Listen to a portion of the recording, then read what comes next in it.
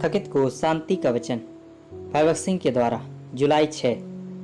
परमेश्वर की कलीसिया जिसे उसने अपने खून से खरीदा है। प्रेरितों के काम 20 अध्याय का 28 पद।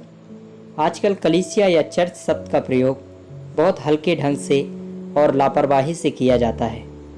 लोग लूथरन चर्च या सेंट जॉन चर्च आदि के बारे में बात करते हैं, लेकिन बाइबल में किसी इमारत को कभी भी चर्च या कलीसिया नहीं कहा जाता है।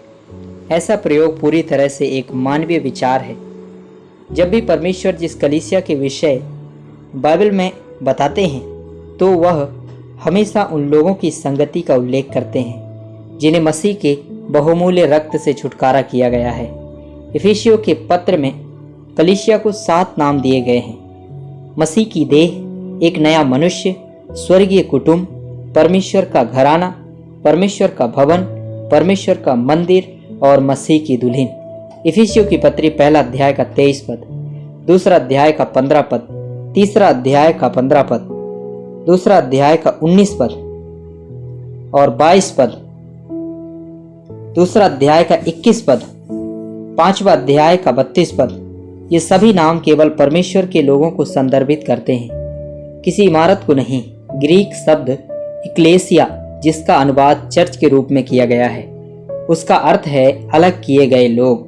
प्रभु यीशु ने अपने चेलों से कहा, मैंने तुम्हें संसार में से चुन लिया है, इसलिए संसार तुमसे बैर करता है। इस प्रकार हम वे लोग हैं जिन्हें संसार से बाहर बुलाया गया है और इसलिए प्रभु हमें इक्लेसिया कहते हैं। जब परमेश्वर की एक कलीसिया की तुलना एक इमारत से की जाती है, आपके पास बहुत सारे पत्थर होंगे और अत्यधिक सीमेंट हो सकती है, लेकिन आप घर बनाने के लिए उन्हें मनमाने ढंग से नहीं मिलाएंगे। आपके पास योग्य इंजीनियरों द्वारा तैयार किया गया नक्शा होगा और नक्शे के अनुसार निर्माण के लिए कुशल कारीगर को नियुक्त किया जाएगा। जब निर्माण कार्य चल रहा हो तो ना तो काम करने वालों और ना ही उनके पर्यवेक्षकों को योजना में कोई बदलाव करने का अधिकार होगा। इसी तरह परमेश्वर की कलीसिया में प्रभु यीशु मसीह, जो हमारे प्रधान शिल्पी हैं, जो कि जीवित पत्थर हैं, उसने हमें परमेश्वर के लिए एक पवित्र निवास स्थान बनाने के लिए अपने सेवकों के सामने अपनी संपूर्ण योजना प्रकट की है। और जहां परमेश्वर के सेवक हैं, वे परमेश्वर के कार्य में सहायता और पर्यवेक्षण कर सकते हैं। वे स्वर्गीय योजना से विचलित होने के लिए अधिकृत नहीं हैं। हम जो परमेश्वर के सेवक हैं, हमको ध्यान रखना चाहिए कि हम परमेश्वर की प्रकट योजना के प्रति विश्वास पात्र हैं और मानवीय ज्ञान पर आधारित किसी भी सांसारिक योजना के अनुसार निर्माण नहीं करते हैं। परमेश्वर चर्च ऑफ इंग्लैंड योजना या मेथोडिस्ट योजना या किसी अन्य मानव निर्मित योजना के अनुसार निर्माण नहीं कर रहा है। उसकी अपनी संपूर्ण योजना है जिसे वह उन लोगों के सामने प्रकट करेगा जो उसके नेतृत्व और अधिकार के अधीन आने के इच्छुक हैं।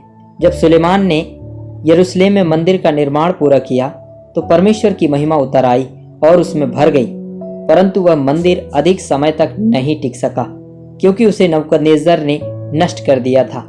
लेकिन प्रभु यीशु मसीह अब एक स्वर्गीय मंदिर का निर्माण कर रहे हैं जिसमें अनंत काल के लिए परमेश्वर की महिमा वास करेगी और प्रकट होगी। क्या आपको परमेश्वर के प्रेम का एहसास हुआ है? क्या आप जानते हैं कि उसे आपकी जरूरत है?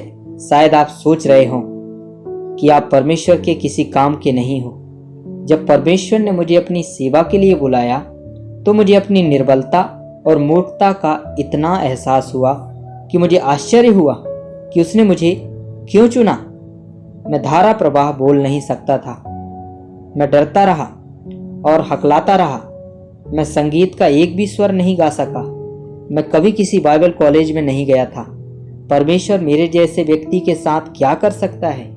फिर भी उन्होंने मुझसे स्पष्ट रूप से बात की और कहा, मैं तुम्हें चाहता हूं। वह तुम्हें भी चाहते हैं। वह आप में कार्य करेगा और आपको अपनी समानता में बदल देगा और आपको परमेश्वर की महिमा से चमका देगा। जब आप स्वर्ग जाएंगे तो परमेश्वर के स्वर्गदूत आश्चर्यचकित होंगे और पूछेंगे, यह मनुष्य काला और बदसूरत था, परमेश्वर आपने उसे इतना सुंदर और शानदार कैसे बना दिया? परमेश्वर उत्तर देगा, मैंने यह अपनी विश्वास योग्यता से किया।